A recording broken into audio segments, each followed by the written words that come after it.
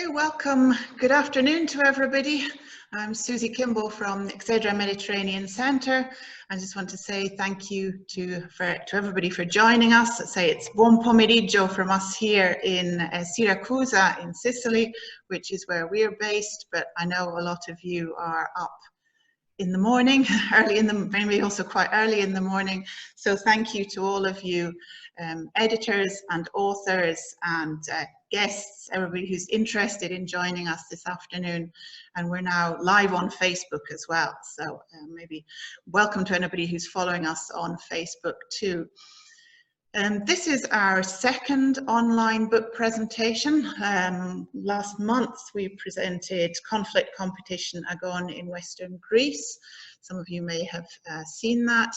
And so today we're going to be presenting Gymnastics, Athletics and Agōn in Plato, which again is the result of various papers that were presented at a conference that we held here in 2019. Yes, thank you, Heather. So we're going to say these conferences, most of the conferences that we organize at Exedra are done together with Heather Reid, who's online and who I will be passing the screen over to in a minute, and her Fonte Aretusa association, academic conferences dedicated to themes connected to Western Greece and the heritage of Magna Graecia in Western Greece.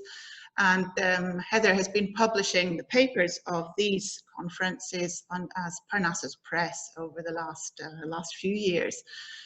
Because all of our activity has been forced online, of course, by the COVID situation, we thought it would be nice to present these books online as well. So we sort of plucked up our courage and here we are. So this is our second presentation. So thank you again for joining us. So I would like to just pass the screen over to Heather, and she will present both the book and her co-editors and authors, who are very pleased to welcome. And many of you have joined us this afternoon.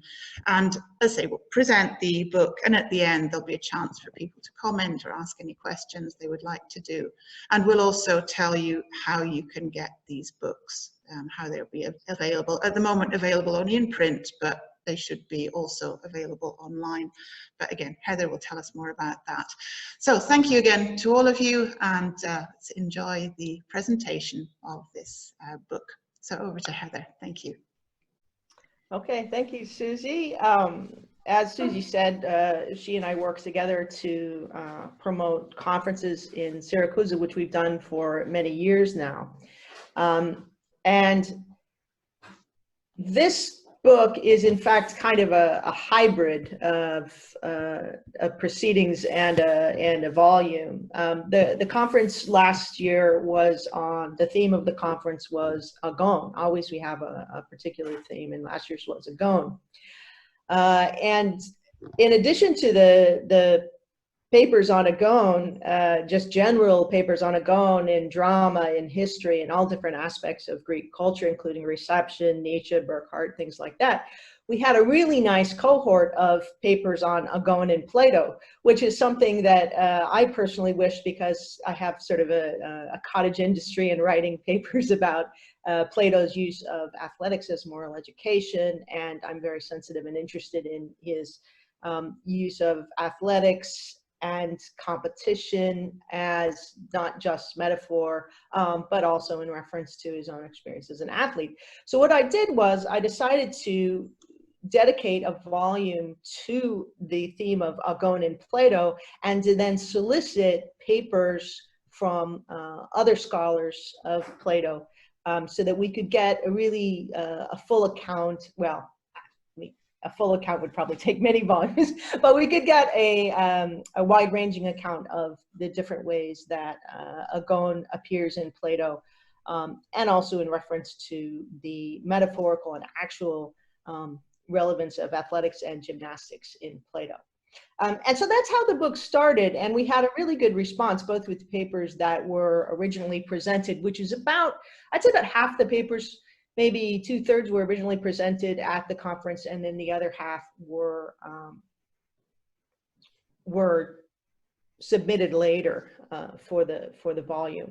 We had 3 editors for this volume, which is kind of my usual practice. With 3 editors, you get more pairs of eyes on it, and I really want to thank Mark Ralkowski and Coleen Zoller, from whom you'll be hearing later, for being so great to work with as we go through the volume. When you give a paper at one of the conferences, obviously to give a paper, you have to have your abstract selected, and that's not that easy because we have way more abstracts than we can accept for the conferences.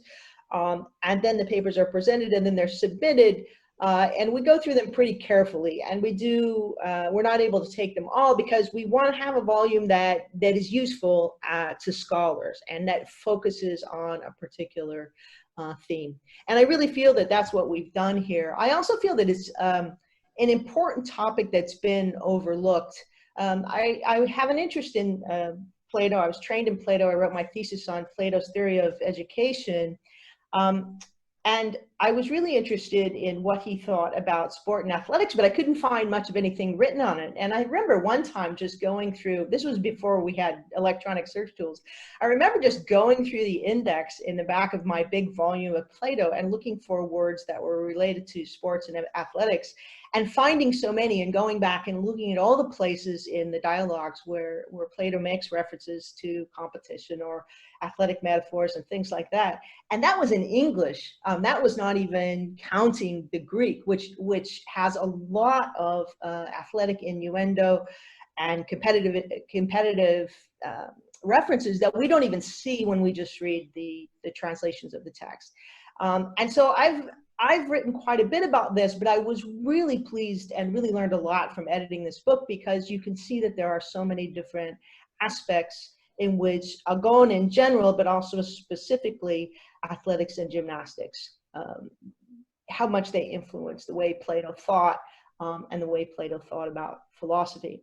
Of course, this was not just a case of kind of a disgruntled or a former athlete bringing his own preferences to the field of philosophy. Philosophy can be said to have basically grown up with athletics and gymnastics, and that can be traced back to, we all know that Socrates hung out in the gym, and not just because it was Plato who placed him there, but Antisthenes and other philosophers were known to be in the gym, the most important one being probably Protagoras, who by some accounts may well have been an athlete or at least a trainer. And in any case, his period at Croton in southern Italy was, of course, a period when Croton was dominant in the Olympic Games and athletics. And so I think that the connection, Plato himself was very likely to have been an athlete as a boy. That was not that uncommon. There's an account that he actually won a wrestling crown as a boy at the Nemean Games, which would be a pretty big deal. It means he would have been a pretty serious athlete. We just have the one reference. We can't be too sure. But just reading his text, you get a feeling for this guy. I always felt like it was what helped me to understand Plato. I used to say in my graduate seminars, he thinks like a jock. He thinks like an athlete. He's thinking of this kind of constructive competition in which we become the better for being challenged and for challenging others. But it probably is in Western Greece, when Plato came across in his visits to Syracuse, where he had contacts with a lot of Pythagoreans, that I think that he might have developed this taste or this link that he sees, or that I think he sees, between philosophy as a practice and a process and athletics. So there is a connection with Western Greece, although this book doesn't focus specifically on Western Greece. I think that the link between Plato and philosophy and athletics, that three-way link, has its roots in the Pythagoreanism of Western Greece. And it's after he went back from Sicily to Athens that he founds his school at the academy, which was a gymnasium. So we think it's really important, and we found that there were a lot of different ways in which Agōn influenced his work. So that's my general introduction to the volume. What we plan to do now is for the three of us editors to each take a few of the chapters and kind of describe what they're about. And then we can come back at the end to questions and comments from everybody. And you can also, we can tell you how to get the book and deal with any other things that you might be interested in. So unfortunately, fortunately or unfortunately, I have to keep talking. I'm going to do the first 4 chapters, and then Mark Ralkowski will go on and do chapters 5 through 9, and then Coleen will do a summary of chapters 10 through 14. After the introduction, which is fairly detailed, because there was quite a bit of information and research I had done on the relationships between Plato and athletics that had been published elsewhere. We went in and included some of that other background material, some of which I just talked about, like the connection to the Pythagoreans. And then the first essay in the volume is one that I wrote called Plato's Gymnastic Dialogues. This is not one of the papers that I gave, the paper given at the conference, but it was one in which I argue that some of Plato's dialogues are not just set in gymnasia, that they actually function as virtual gymnasia, in the sense that they give their readers a kind of an intellectual workout in the sense that they challenge us in how we think about philosophy. They challenge us to engage in philosophy. And specifically, Socrates challenges. Socrates becomes kind of our virtual, we the readers, our virtual wrestling partner, as he is a wrestling partner for characters like Charmides and Theaetetus and Lysis. So one of the things that some of the themes that these dialogues have is, first of all, like any visit to the gymnasium, the first thing you do is you take your clothes off. The first thing you do is you strip down. The first thing you do is you reveal yourself. Of course, in a Socratic visit to the Socratic gymnasium, that stripping is metaphorical, and what you're revealing is to say what you believe. And then these beliefs are challenged by your opponent. They're challenged by Socrates through his questions. And it's through that challenging that we are able to test our views, which is, of course, more or less what the word alenkos means, is to test or challenge or check. And it's through that process that our views get stronger. You know, one of the things in Plato scholarship they call, what is it called? I just remember they talk about, and Vlastos made this point, that Socratic method doesn't get you anywhere because there's an infinite number of false beliefs. So if I have false beliefs, and through my experience with Socrates, you reduce some of my false beliefs, then it's infinity minus 1, which is still infinity, right? So that you don't make any progress just by eliminating false belief. But the athletic way of thinking about is like a wrestler, that I test my strength by going up against somebody who's maybe stronger than me or similar in strength. And what happens is I get stronger, my belief is strengthened. It may not be even by being proven wrong, even by losing a contest or by being knocked down by your competitor, you are made better through that process. And so I think one of the things that the gymnastic dialogues teach us is not to think of knowledge as just sort of this content or this proposition that we have to know. It has more to do with virtue, with arete, with becoming stronger, with our beliefs becoming stronger, with our understanding becoming stronger, and becoming better philosophers. The next chapter, which is by Matthew P. Evans, is a very interesting one because Matthew is actually a specialist in looking at ancient spaces and thinking about ancient spaces. And so he actually takes these dialogues where that are set in gymnasium, and he imagines and looks at what those gymnasium would look like. He looks at the architecture of these places that we know from archaeology, and he looks at Plato's very careful description of the environment of where these dialogues take place, the specific dialogues that he did are many of the same that I mentioned before: Charmides, Theaetetus, so on, Lysis, and he manages to. He's got this. It's like, you've ever seen one of those 3D archaeological tours of some ancient building? It's almost like Matt is able to do this with a Platonic dialogue and recreate the experience of going into the gymnasium, and in particular into the first room you would go in the gymnasium, which would be the apoditirion, or the undressing room. And he's able to connect the scene of the dialogue with, as I was just talking about, the metaphorical stripping that takes place in Elenchus. He's able to connect that with the actual settings of the dialogues in a really brilliant and original way. So we go from my article talking about sort of this method of gymnastic thinking, and to his article, which is about the spaces and the architecture where these gymnastic dialogues take place. And then the third paper is by Erik Kenyon, and he really looks closely at the relationships between Socrates and his especially younger interlocutors in Lysis and Charmides, and also in the Laches, which is another dialogue that takes place in the gymnasium.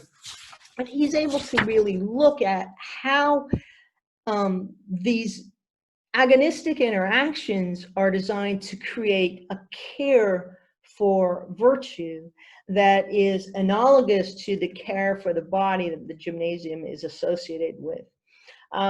If we think about today, when somebody says, I'm going to go to the gym, or I go to the gym, we think about care for the body. We think about being in good shape and making sure that we're healthy.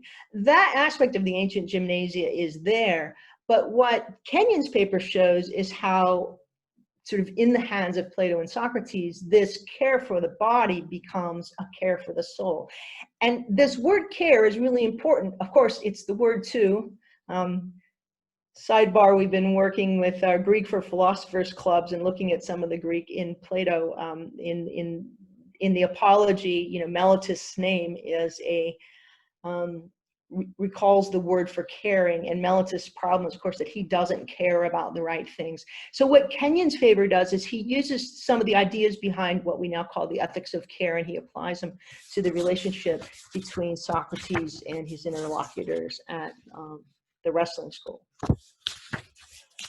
In the fourth chapter is a paper by Christopher Moore, who's a well-known Plato scholar from Penn State. He is with Chris Raymond, both of whom were here at the conference. In fact, they got nicknamed the Dioscuri by the conference participants, because the two of them were always together debating philosophy and then swimming in the sea in between sessions. So, but Chris, while he was here, they gave a paper on, both of the Christophers gave a paper on,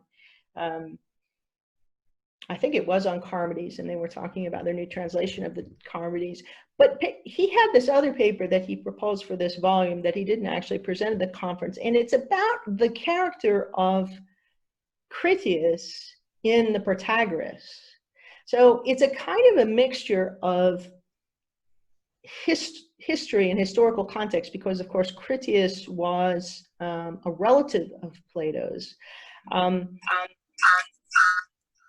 he was also a contemporary of Socrates, and then Chris is looking at how he appears specifically in, sorry, I'm getting an echo, how he appears specifically in Protagoras, which of course is not the dialogue that we usually think of. And how Agon enters into the issue here is that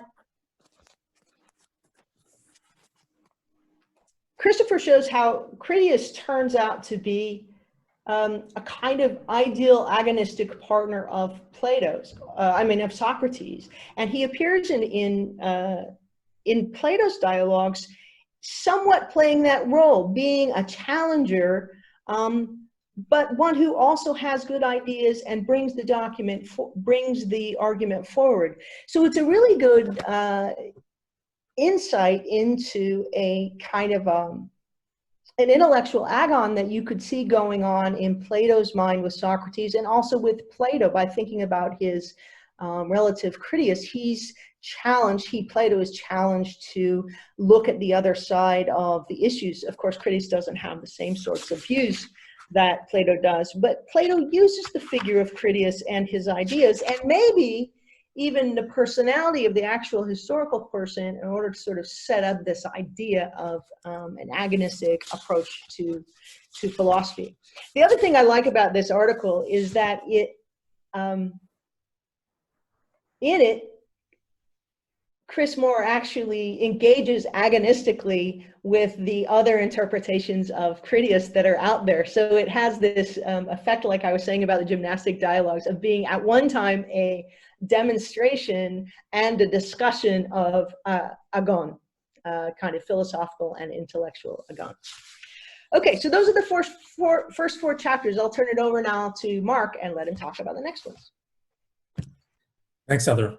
Hi, everyone. My name is Mark Ralkowski.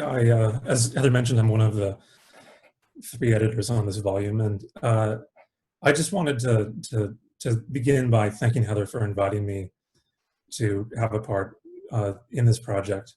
I've been working on Plato for many years, and I have to say, this is just one of those projects that really blew me away. You think you know someone that you spent so much of your life with, and all of a sudden you learn so much that is really new to you.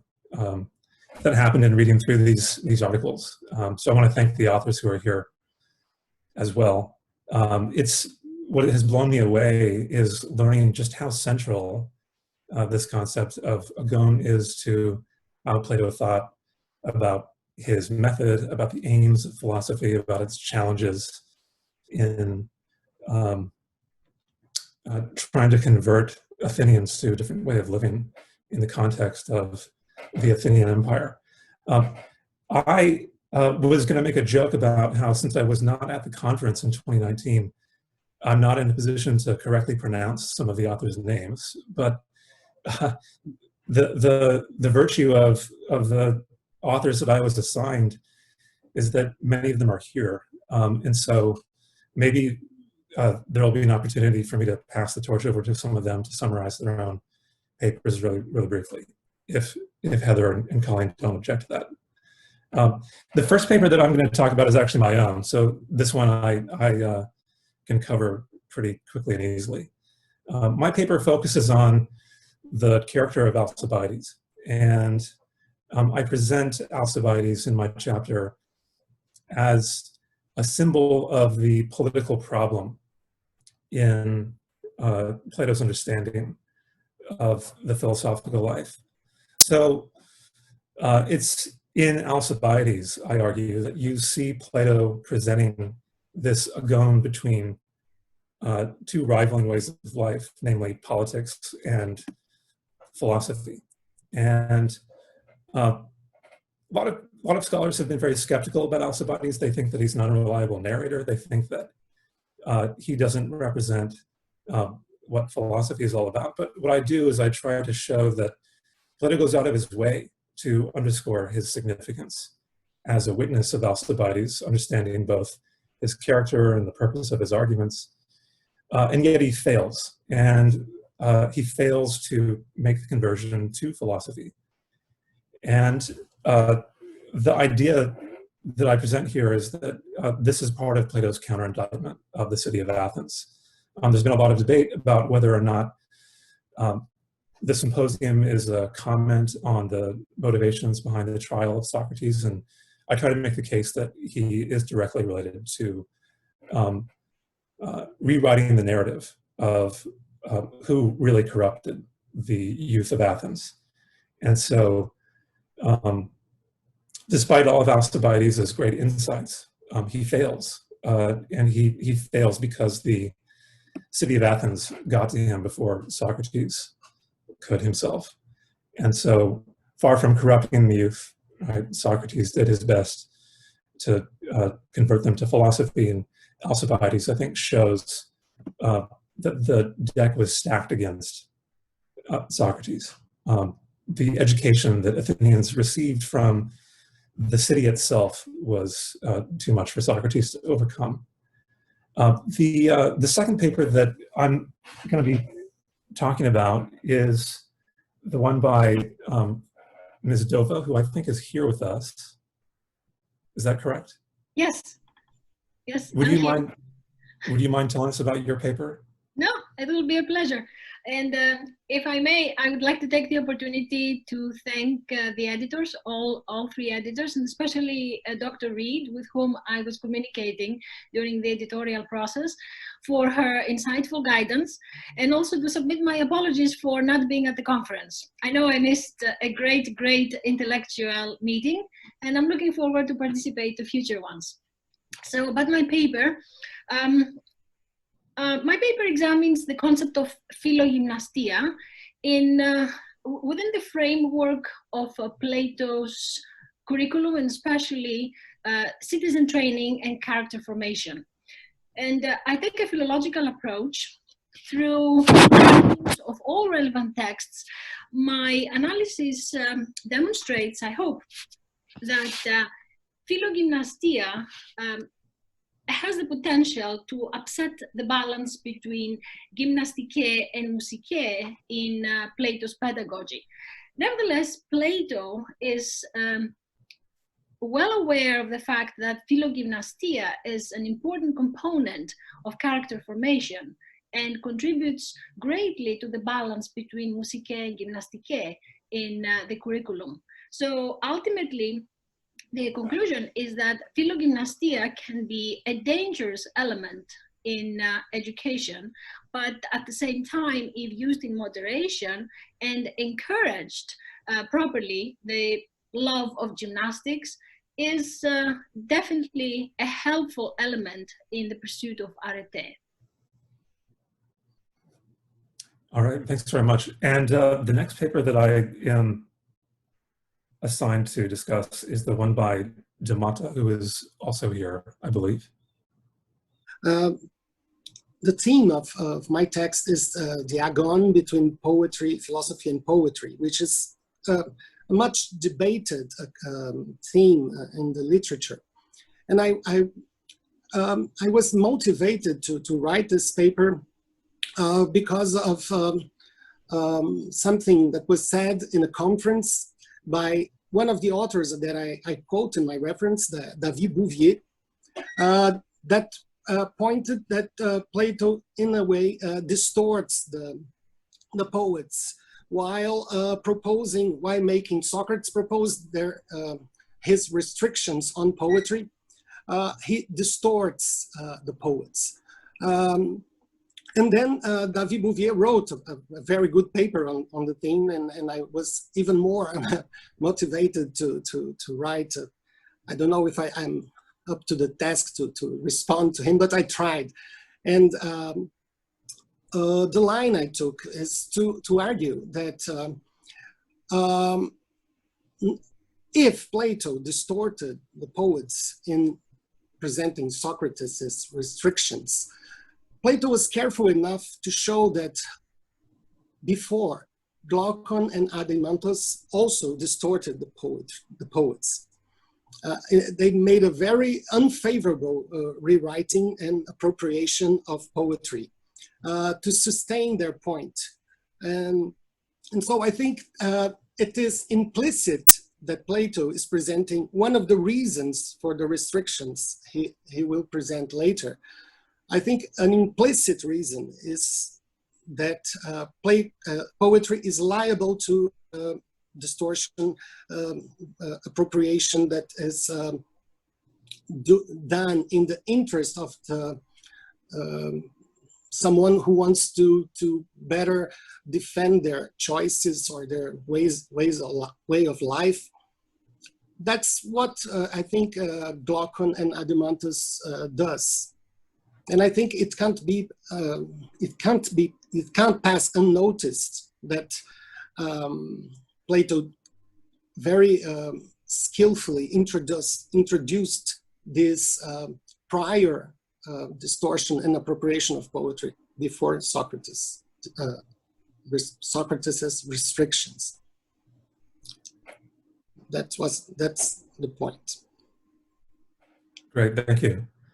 And actually, one more author is here, Mary Elise Zabko. Would you like to talk about your paper as well? Yeah, sure. Thank you. Thank you, Heather, for organizing this, and Susie. And yeah, it was a lovely conference.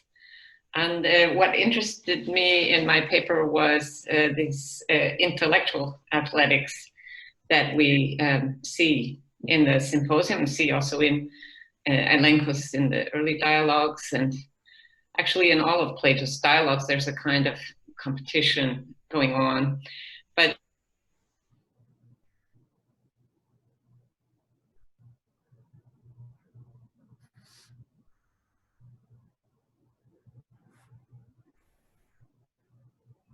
it's in a rhetorical sense, or a contest between the individuals regarding their ability to hold a speech, or a contest between poetry and philosophy, as we see in the criticism of art and poetry in the Republic.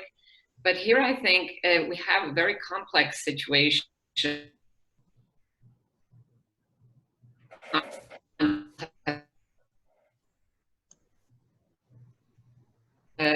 on different levels, but it evolves through the dialogue, a contest regarding the ability in love matters that both are witness to having, and also their ability to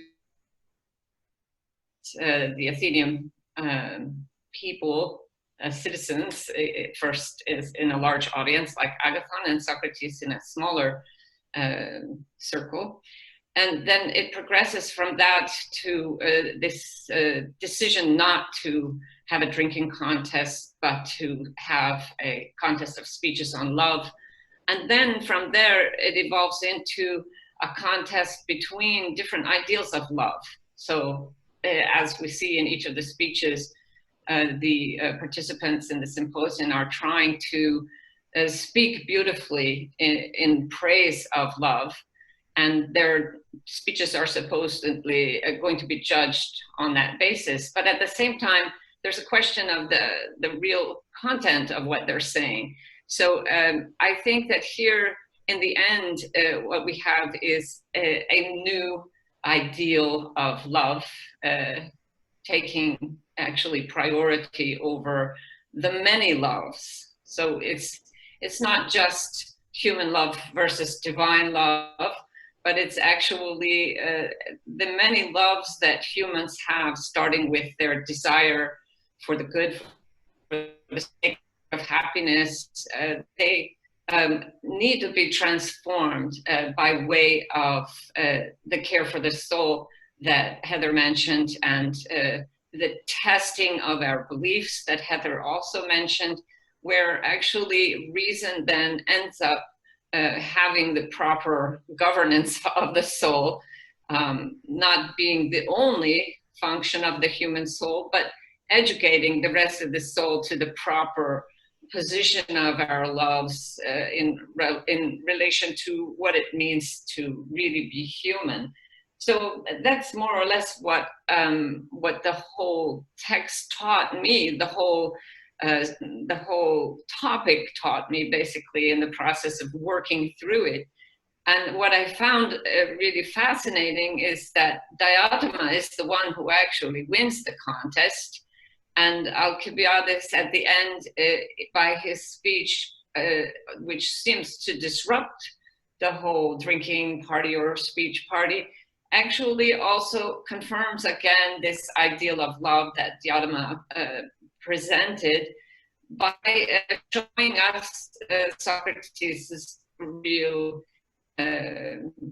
essence. His real love is not the love of bodies, but it's a human love that aspires to something greater. And it's this greater love which involves a liberation from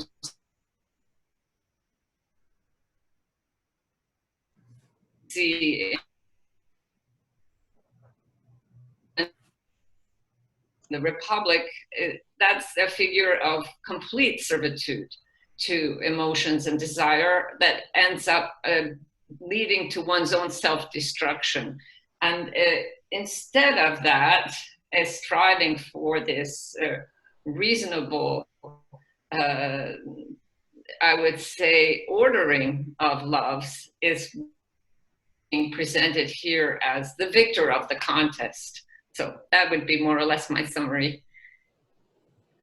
Thank you. Okay, thank you. And the last paper I was assigned, I'll go over very quickly. It's by Nick Smith, a very influential American Plato and Socrates scholar. His paper is on Socrates' agonistic use of shame in the so-called Socratic dialogues. And what he does is he engages a paper by Paul Woodruff, and he describes how Socrates uses shame agonistically to push his interlocutors toward rationally defensible beliefs.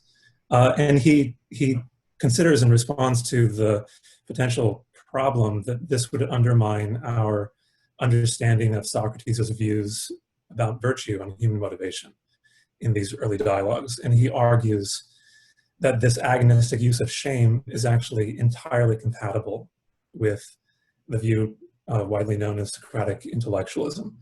And with that, I'm just going to pass it over to Coleen. Okay. Yeah.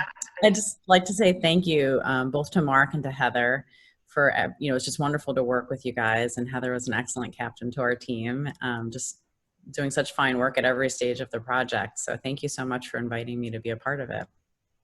And the conference was indeed a great pleasure. So I'm sorry to those of you who missed it, and it's nice to see everyone again who was there.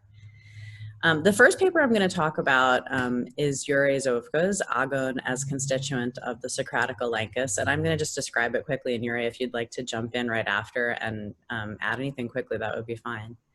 Zovko argues that the Socratic Elenchus, oops, you got me away from my document here, that the Socratic Elenchus is fundamentally a struggle, Agōn, both in its structure and its character, not just in the so-called early dialogues, but even through Plato's later works as well. Jure explains that the dialectical analysis of language can teach us much about the good life, but that to actually live it, we need the kind of reasonable judgment that's cultivated through struggle, through Agōn. So his paper aims to show that participants in both athletics as well as in Elenchus strive to demonstrate their spiritual superiority. Jure, would you like to add anything right there? Can you hear me now? Yes. Yep, thanks. Yes. Thank you, Carl, for presentation of my paper. My idea was to show that the different forms of elenchi or elenchus in the Platonic dialogues, and one of which is just what is main characteristic of Greek Weltanschauung is agonistic treatment, and that is a tradition from Burckhardt, Nietzsche, and Heather Reid. And I tried to criticize some sense that Socrates was, in some sense, the agonal during the discussion and during when he rejected some acceptable views, definitions, and all that.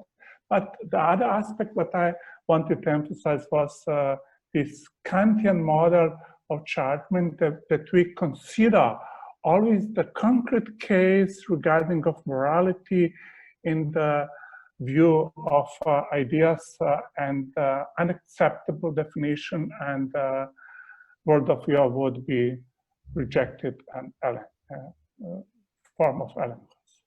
Thanks. Thank you so much. The second paper I'll talk about is from Lydia Palumbo and Heather Reid, called Wrestling with the Eleatics in Plato's Parmenides. This paper shows that the gymnastic training actually inspires philosophical method in the Parmenides. The authors argue that the dialectical method called Gymnasia not only resembles athletic training in the Parmenides, but it also invites readers to wrestle with the relationship between universals and particulars. Palumbo and Reid demonstrate that this dialogue is a constructive contest between Eleatic and Athenian philosophers and using the Panathenaic games as his setting and athletic language as his vernacular, Plato highlights that there is not only an athletic rivalry between the mainland and Western Greece, but also a philosophical rivalry as well. In their training exercise, these contestants reveal the weaknesses of their hypotheses and develop the kind of metaphysical vision mentioned in the middle books of the Republic. Heather, would you like to add anything? No, that's great. I will just, one thing I will add is it's kind of a neat story how this paper got started. I was on a Fulbright a couple of years ago at the university in Napoli, Federico II, and Lydia Palumbo was my host, and I was sitting in her master's seminar on the Parmenides. She's a specialist on the Parmenides. And I didn't know that they used the word gymnasia to describe this method. I mean, I've never seen it translated in any kind of way that would suggest that. And I remember just sitting there in front of the classroom, and she's kind of lecturing. I'm sitting next to her, and she says, the gymnasia. And I looked over and I said, is that really the word he used? And then I'm scrambling to get my Greek text out and to find it. So it was one of those projects that it was this sort of aha moment that can come from an experience like a Fulbright, where you go to a completely different environment to look at similar things. That is a great story. Thank you so much for sharing that. Very inspiring. The third paper I'll talk about is from Daniel A. Dombrowski, and it's titled Four Terminologies and the Gorgias, Gymnastics, Agōn, and the Good Life in Plato.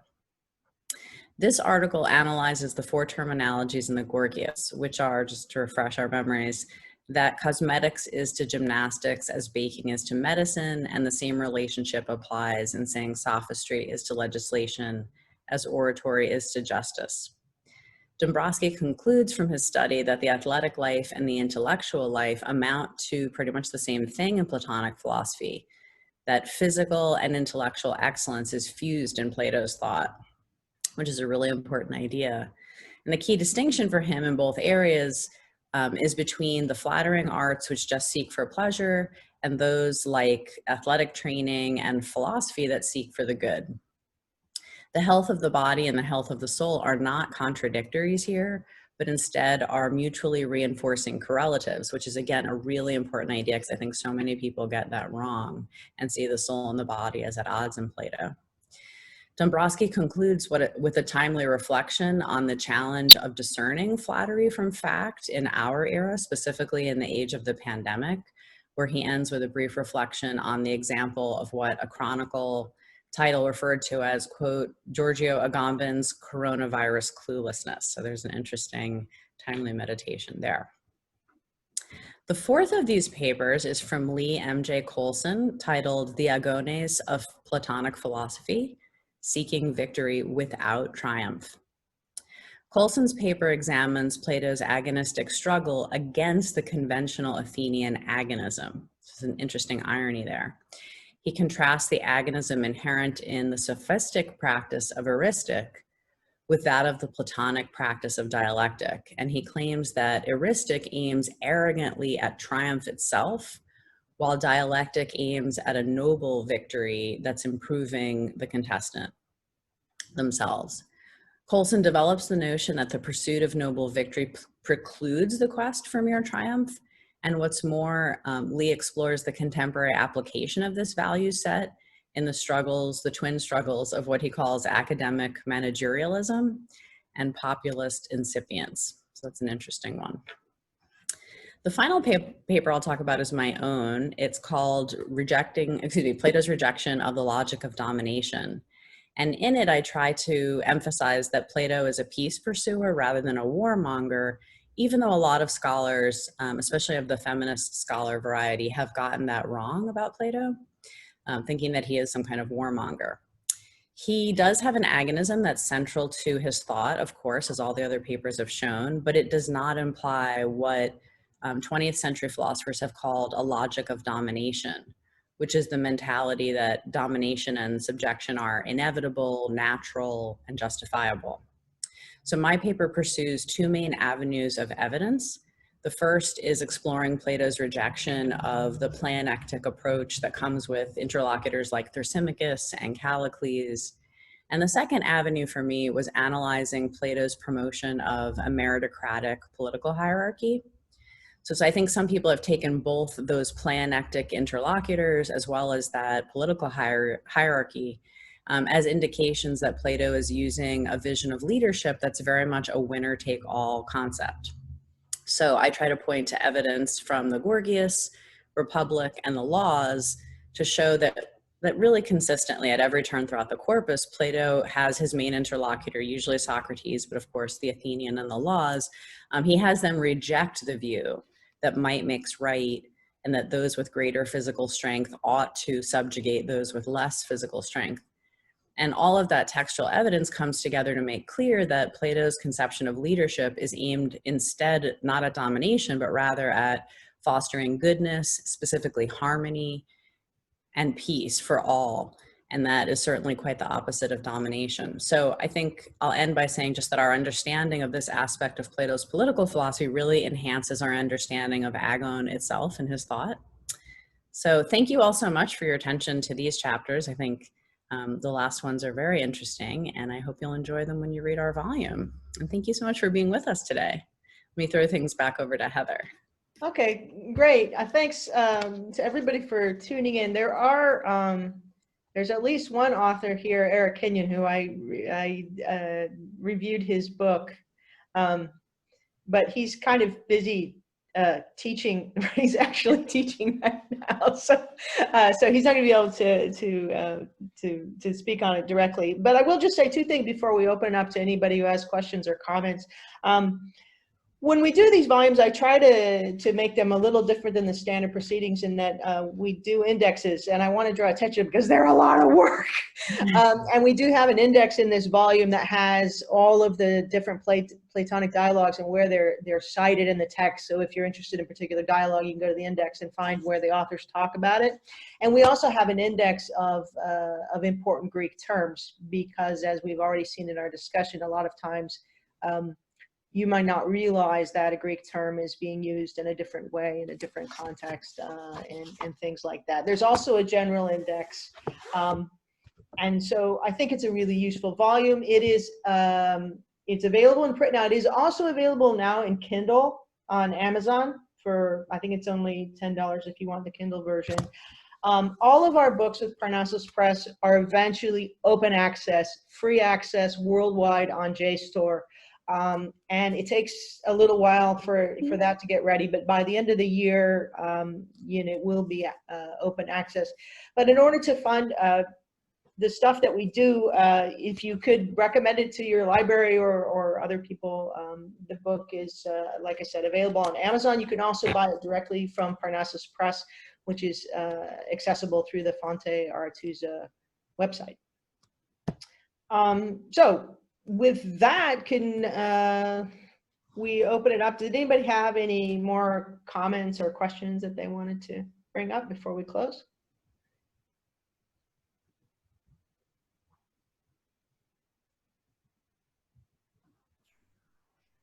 I hear silence, so if somebody's trying to talk, make sure your mute button's not on. If nobody's trying to talk, I might as well butt in because I'm the odd one out here. I want to thank everybody for this wonderful contribution. I mean, like the reason I joined in was because I didn't know if it was a question and answer session or whatnot. I wanted to thank you. I was thrilled to see that there was finally a book on what evident. I mean, if, like you were saying, if you read through the Greek of Plato, I mean, the agonistics, the gymnastics, right, is just prolific. I mean, in fact, it's probably one of the most, if not the most prevalent sort of, let's say, verbal metaphors, plays on words and so on and so forth. And it's very clearly, at the forefront of Plato's mind. But I mean, I was just going to ask in respect, like you just said, about the index and these words in Greek, for example, that don't often show up in translation. Translations, by the way, I have a pet peeve, like the problem of studying Plato is being, let's say, I don't know how to say it. Like, if you read a translation, you're predisposed towards believing whatever's in that translation, right? Before you understand the original language. But I'm a doctoral student at Trinity College Dublin, just so you know. I work on the Sophists, Plato, and Greek comedy. But and I just wanted to ask if you guys have talked about in the book anything in respect to the predicates for Plato's interest in wrestling. Now, I know that you, Heather, if I may, spoke of, Plato himself perhaps being a wrestler. I understand that, that may come from his name, right? Like, Platon, right? Broad-shouldered or broad forehead or something. Of course, in the later biographical tradition, they said he was a wrestler, but I think Reginos says that, that could have been fictionalized because the biographies of philosophers were often drawn from their texts, right, in order to explain the prevalence of those elements in the texts. So they say, oh, Plato must have been a wrestler because, he talks so much about wrestling, Likewise, they said he was a writer of comedies and of tragedies because he writes so much and knows so much about comedies and tragedies, But that said, I just wanted to say, like, for example, I know we touched on eristic, versus noble victory, which, over mere triumph, which I thought was brilliant. But, Protagoras wrote a text called On Truth, which had the subtitle Catabalantes, right? The overthrowers, often translated on wrestling, right? And of course, On Truth is the subject under discussion in the Theaetetus. And as you probably know, the Theaetetus is probably one of the most gymnastic, riddled dialogues in the corpus. And I was just wondering if you've thought at all or have anything to say about, because the sophists were the ones who sort of, obviously invented so-called eristic. But it seems that metaphors about wrestling in particular and gymnastics were critical features of sophistic education, and you had, and it wasn't just in Plato, but in the other Socratics like Euclides of Megara, who who invented, evidently with Plato and Bryson and Heraclea, this thing called the Aristike Dialectike, right? So I was just wondering if you can have any words. I'm sorry I spoke too long about this, the predicate for Plato's position in respect of philosophical gymnastics. Does that make sense? No, I don't know what you mean by predicate, if you're talking about a particular... historical philosophical predicate, because Protagoras wrote about wrestling, and it was evidently like critical to his most famous... Oh, you mean calling Plato a wrestler, what the background is for that? No, not calling Plato a wrestler. I'm talking about his interest in philosophically transforming like a fundamental Greek institution of education, right? Like physical wrestling into dialectical wrestling. That seems to have taken place already in the sophists. That's what I'm saying. Oh yeah, no, I don't think that. There's a book called a book I wrote called Athletics and Philosophy in the Ancient World, and I've got a chapter in there called Plato's Gymnasium. It's on my academia page too. I think you can get the full text there. And my argument is he didn't really revolutionize the gymnasium in any way. I don't think that Plato like proposes wrestling and other competitive things as part of education in an innovative way. I think he's just repeating what the standard is. What I think he did that is different, and of course, as I said in the introduction, I think this is all coming from Pythagoras. It's way older than Plato.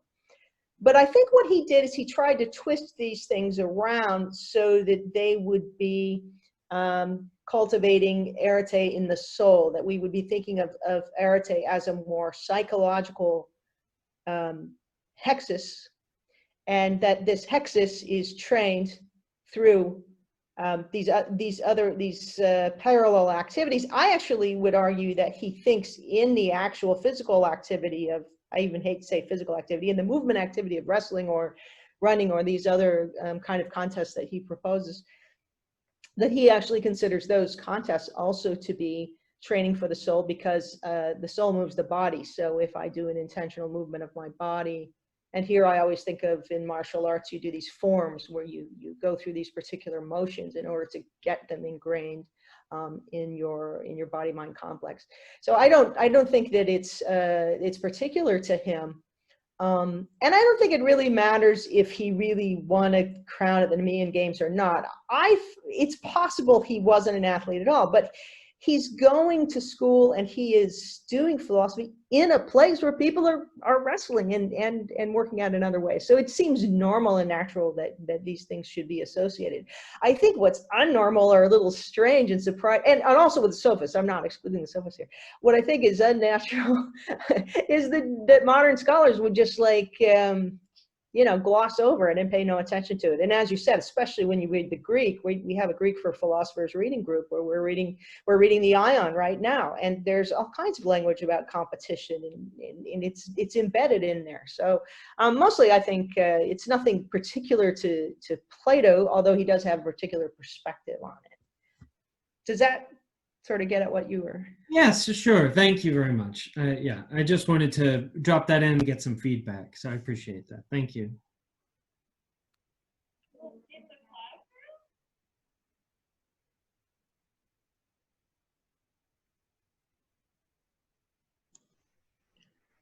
Okay, we got any other questions or comments from any of our editors and authors? I'd love to say that I'm so excited to see some younger folks in a classroom be a part of our conversation today. And I'd love to know where you guys are and how you found us. But I love the idea of you getting started reading Plato nice and early. Yes. Oh, I see. You're with Mr. Kenyon. Wonderful. Yeah, so I'll jump in there. So greetings from Friends Academy and a 6th grade Latin test that's been going on with this projected on the wall. So yeah, this might be a little advanced, but I just started here this year and I'm working on a pre-college philosophy program. So I'm working on the distilling stuff, and we're definitely talking about the gym. Yeah, I mean, I think that's one of the most wonderful confluences of an event like this, and what you're doing is that philosophy should be made public. I think sometimes we get so bogged down in our traditional paths of publication and promotion in academia that we forget about trying to make the interesting and important work we do accessible to everyone, including young people. So thank you so much. But actually, I think my initial foot in the door here was Heather and her dissertation advisor, Gary Matthews, who was a dear friend of mine who sort of Augustan and late antique circles, and you know, would talk about going to China and doing philosophy with 200 second graders all at once. And so somehow or other, just working on this early education in Plato, looking at the world falling apart politically, thinking, oh, this stuff actually matters. Exactly. Somehow or other that all came, and now I'm like talking to you guys while proctoring the lab. Yeah, so that's awesome. And actually I have to go run outside for outdoor class and do something else. So good to see you all. Okay, thank you. It's nice to see you. Hi guys from Dartmouth. All right, wave guys. You did well in your Latin. All right, take care all. Ciao, ciao.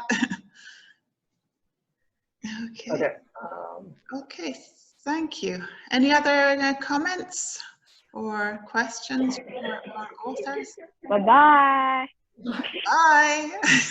One just final reminder, we're still planning on holding the conference on Arete in June. Hopefully at least part of it can be face-to-face. I mean, it's uncertain for everyone, but you know, I encourage, it's obviously a related theme, and encourage people to get involved.